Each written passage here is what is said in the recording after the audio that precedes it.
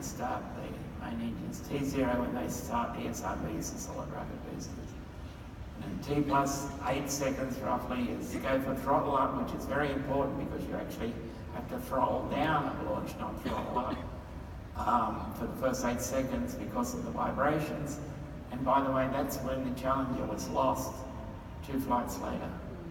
At go for throttle up, so you wait for that. You wait for a thing called SRB SEP, which is solid rocket booster separation, at 2 minutes and 10 seconds, because if you don't lose the solids, you're in deep trouble. And then you wait for when you get on orbit, which is like just over 8 minutes. And you don't have to be told that because you actually can hear the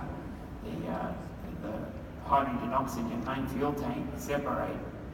But it's like jumping over the gap if you haven't done that. Let me describe it.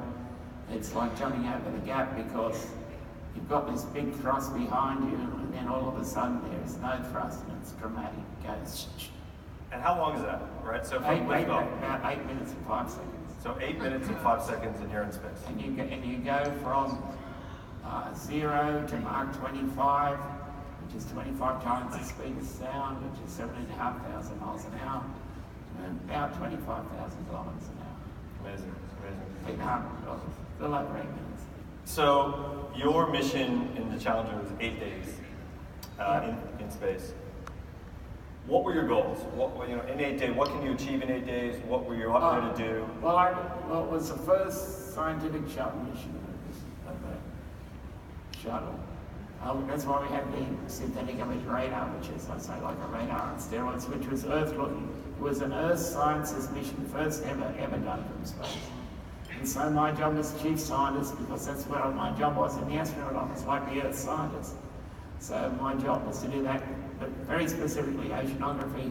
We made a big discovery called spiral eddies. Spiral eddies are important because no one knew they existed. And you've got to remember that the world's oceans are 2/3 of the world's surface.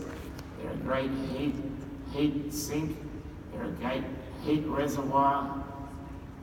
And the long-term weather on this planet is totally controlled by the oceans.